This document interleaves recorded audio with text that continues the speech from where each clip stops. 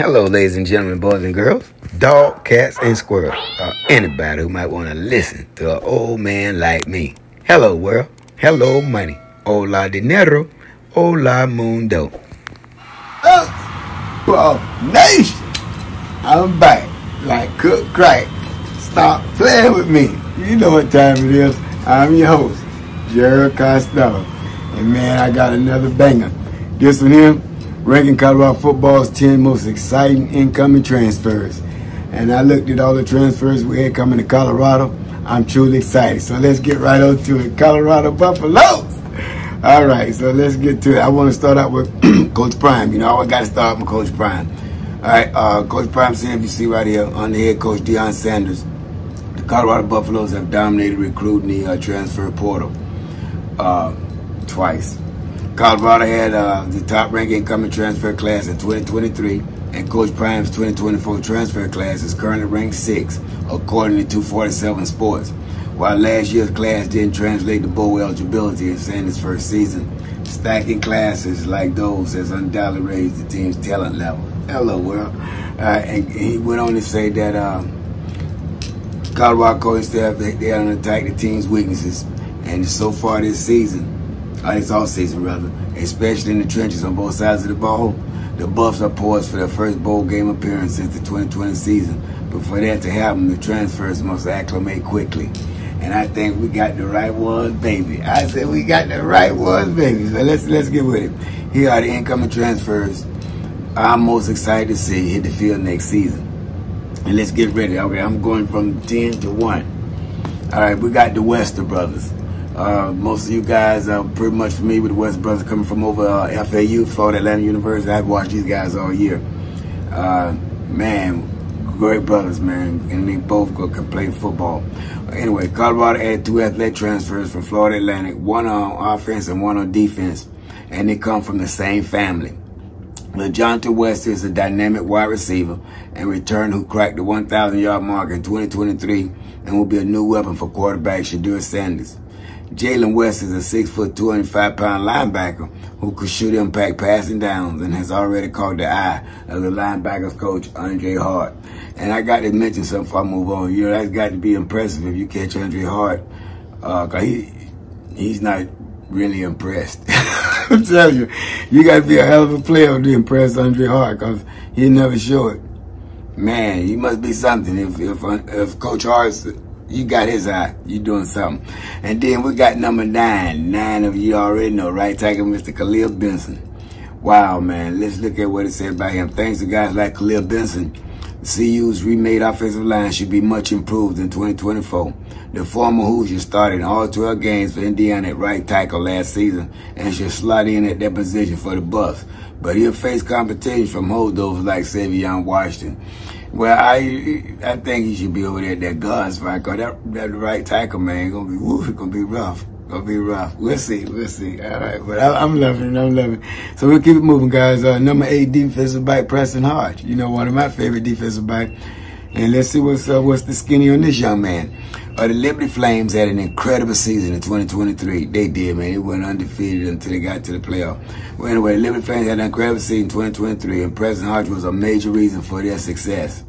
The 4-star transfer defensive back was all over the field for Liberty, compiling 48 tackles, 10 passes defended, and 2 interceptions, including one he took 62 yards to the house against UMass. Stop playing!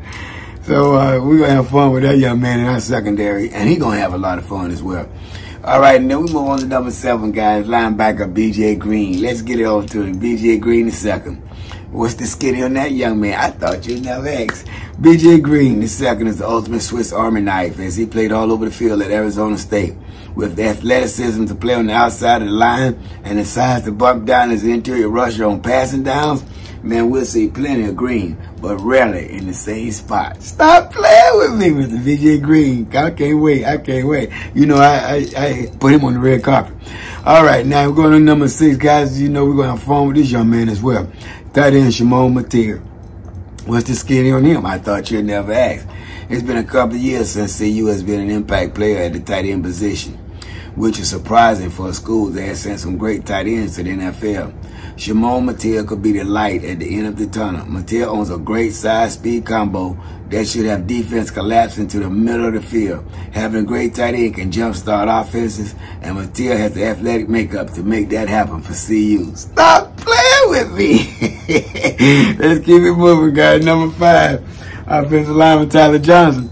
Man, another one of my favorites, man. Woo-wee. All right, let's see what the skinny on this young man. Another impact man.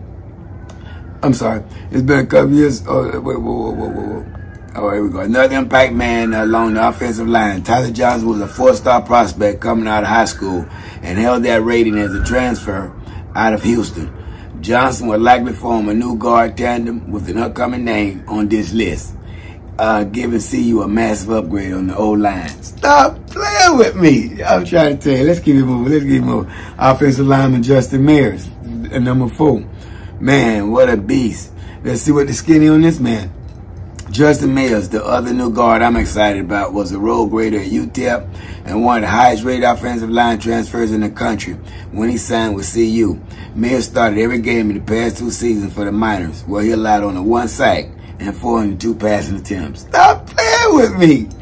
Woo, let's keep it moving. Wide receiver Webb Shepard, another bomb wide receiver. What's the skinny on this young man? Some have been dismissive of Colorado acquiring a transfer from Vanderbilt. That's a big mistake. Even with Vanderbilt's recent struggles, Shepard dominated SEC defensive backs, gaining 2,670 yards and 21 touchdowns over 4 years with the Commodores. Woo, boy, he put in some work, didn't he? And now we're down to number 2, man. Defensive end, Quincy Wiggins. This is another one of my favorites, man. Quincy Wiggins, I mean, this guy is a beast, man. Let's look at his skinny. Colorado's pass rush struggled in 2023, but that shouldn't be the case in 2024 if transfers such as Quincy Wiggins come to play. The former LSU Tigers built like a statue and has the pedigree to be an impact defensive lineman for the Buffaloes for years to come. I'm trying to tell you, stop playing with me. All right, man. And you know, last but not least, guys, oh my goodness. We got my boy, defensive end, Samuel Okunlola, the blockbuster bully. All right, we call him the block bully, but he blockbuster bully to me. What's the skin on this man? In addition to Wiggins and Green, the Buffaloes also reeled in defensive end Samuel Okunlola from the Pittsburgh Panthers. Okunlola is another 4-star transfer who played 2 seasons with the Pittsburgh Panthers, mainly as a pass rush specialist. The 6'4", 245-pound edge rusher is in line for a bigger role at Colorado and should build on his career totals of 5 sacks and 6 tackles for loss. And he's going to do that, boy. He's going to eat. We're going to eat this year, boy. We got a defense and offense. Stop playing with me. All right, guys. So that was my top 10. I agree with Buff Stampede. That was their top 10 as well. I stamped it. Man, that was my top 10 incoming freshmen. I knew going to be on that field, going to be playing, and we're going to have a good time and a good year with the Colorado Buffaloes. Okay, so, guys, you know, you know, did you know? All right, guys, did you know? Before I got it right, listen, Trevor Woods getting confidence at linebacker. That's what I want to say. Trevor Woods, he's moving over permanently to linebacker. Did you know? And he gonna fit perfectly there. And they gonna put another 10 pounds on him. He gonna be fine, man. Put a couple more muscle on him. This guy has an IQ is outstanding for a linebacker. I mean, he know to play same way when he was playing safety. This young man know how to play linebacker. So, yeah, let's keep an eye on Trevor Woods. Then we got, did you know, Travis Hunter taking on a different role as well. Now, Travis Hunter going to be over there in that slot. And I can see why, too. Because do you remember, guys, last year before I go in that slot when those receivers in the slot was coming right across in front of those linebackers? And they turned a 3-yard catch into 25, 30, 40, 50 yards, all sometimes all the way into a touchdown.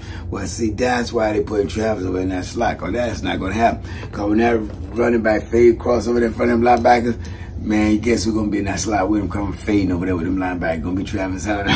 Stop playing with me. All right, so that's it for the day, guys. But before I go to the world, you might be one person. But to that one person, you just might be the world. And people don't care how much you know until first they know how much you care. And I won't see each and every one of you at the top. I'm going to see each and every one of you at the top. Until next time, Colorado Buffalo, Buff Nation.